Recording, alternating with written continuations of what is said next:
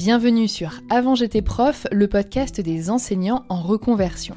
L'épisode du jour fait partie d'une série de 6 témoignages mettant en avant des parcours d'enseignantes reconverties dans le domaine du digital. Leur point commun, c'est d'avoir suivi la formation de Manon Fayard pour apprendre le métier de Content Manager. Au programme, marketing digital, référencement naturel, rédaction web, réseaux sociaux et stratégie commerciale. Un très vaste programme qui permet de comprendre comment renforcer la visibilité et l'image de marque d'une entreprise en générant de l'intérêt autour de ses services ou produits.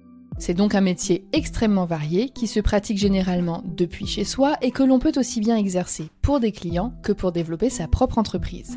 Manon est elle aussi une ancienne prof et elle s'apprête à accueillir 10 enseignantes en quête de changement dans sa formation. Les inscriptions sont ouvertes jusqu'au 30 avril et toute personne qui écoute cet épisode peut bénéficier de 100 € de réduction grâce au code partenaire AJP100. Mais à quoi ressemble le quotidien d'une content manager ? Qui sont ses clients et quelles sont ses missions ? Ça, l'invité du jour t'en parlera bien mieux que moi. Alors tends l'oreille, essaye de te projeter et autorise-toi à rêver.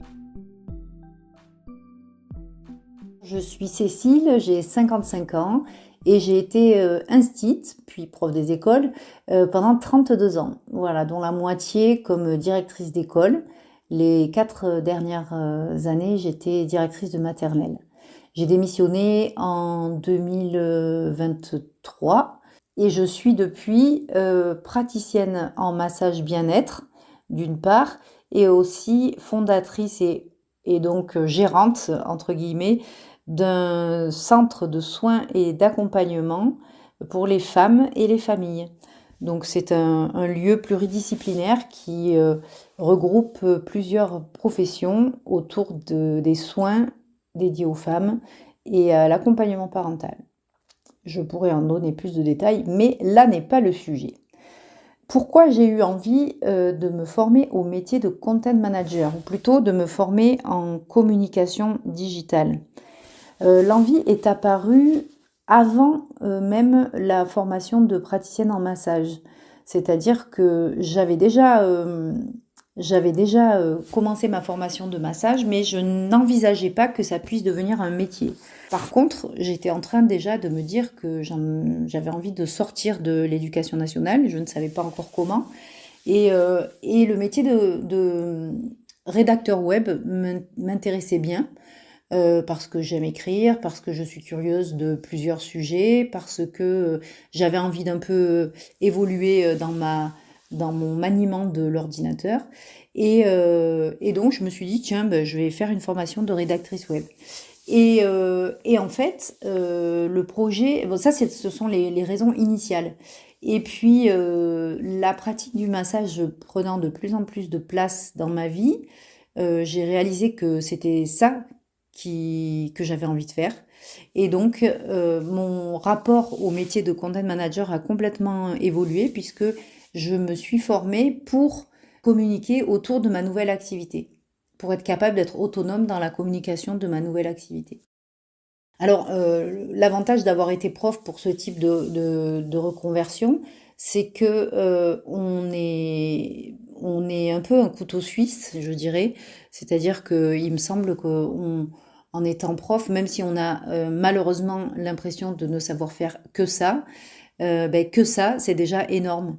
C'est-à-dire qu'on est capable de gérer un groupe, on est capable de rédiger des comptes rendus, on est capable de préparer des contenus, on est capable de s'adapter à des situations imprévues, on est capable d'empathie, on est capable d'écouter, on a une certaine curiosité pour pas mal de sujets divers et variés. Et il me semble que tout ça, ce sont des compétences qui sont complètement transférables au métier de content manager, qui demande d'être curieux, de s'adapter, d'être à l'écoute. Pour ça, ça m'a assez vite rassurée quand j'ai commencé la formation, c'est qu'en fait, même si d'un point de vue technique, j'avais énormément à apprendre, il y a quand même pas mal de domaines dans lesquels j'ai pu avancer rapidement grâce à ce que je savais déjà faire. Mon quotidien de content manager Alors, j'en ai pas puisque je ne suis pas content manager. Donc, en fait, pourquoi j'utilise cette formation que je n'ai pas encore terminée, c'est peut-être important de le préciser. J'ai mis personnellement beaucoup de temps à réaliser la formation, qui peut être réalisée beaucoup plus rapidement que moi, tout simplement parce que je suis en double sur mon activité de massage, même en triple du coup, mon activité de massage, la gestion de mon local et de mon équipe et la formation de content manager. C'est aussi moi qui m'occupe de toute la partie communication de la parentèle, donc du lieu, plus la partie communication de mon activité de massage. Donc ça fait un peu beaucoup et ça fait que mon temps de formation est un peu plus long que prévu. Mais malgré tout, donc j'exerce cette activité pour développer ma propre activité. C'est-à-dire que j'utilise ce que j'apprends quasi immédiatement dans l'évolution de la communication de notre lieu et de mon activité. Le projet ultime, c'est de créer un site internet pour la parentèle que je pourrais optimiser en rédigeant des contenus intéressants et référencés. Voilà, ça c'est mon Graal, on va dire. Si je devais faire de cette formation de content manager mon activité principale, ce que je n'exclus pas parce que je me dis que peut-être que le massage, ça va me plaire un temps et puis avec l'âge, je vais peut-être avoir moins d'énergie, je ne sais pas, on verra. Mais en tout cas, si je devais être content manager, je me dirigerais vers l'accompagnement des métiers du bien-être parce que c'est un domaine qui m'intéresse, dans lequel il y a beaucoup à faire et à dire. Et voilà, j'aimerais vraiment me spécialiser dans ce domaine-là, vraiment réaliser des missions pour d'autres personnes qui sont dans le bien-être. Si vous envisagez de faire cette reconversion ou en tout cas de vous former à la communication digitale, les conseils que je vous donnerai, c'est de vraiment oser le faire parce que quoi qu'il en soit, vous apprendrez énormément de choses, ne serait-ce que pour comprendre comment fonctionnent les réseaux déjà, les réseaux sociaux. Moi, je trouve que c'est super intéressant d'un point de vue sociétal, juste ça. Ça donne des clés en tout cas et ça permet de mieux se sentir dans ce domaine-là. Donc, osez le faire, allez-y. Vous serez bluffé de tout ce que vous arrivez à faire rapidement, même en partant de zéro. Moi, c'était vraiment mon cas. Je n'avais aucune notion de tout ce qui est communication. Un petit peu en informatique, je me débrouille un petit peu, mais enfin quand même, je suis pas une spécialiste. Et malgré tout, je trouve que je me débrouille pas trop mal. Enfin, j'espère. Il faudrait que je demande à la formatrice. Manon, si tu m'entends. Mais voilà. Donc, allez-y, foncez. Il faut essayer. C'est hyper intéressant. Ça remplit le réservoir de curiosité.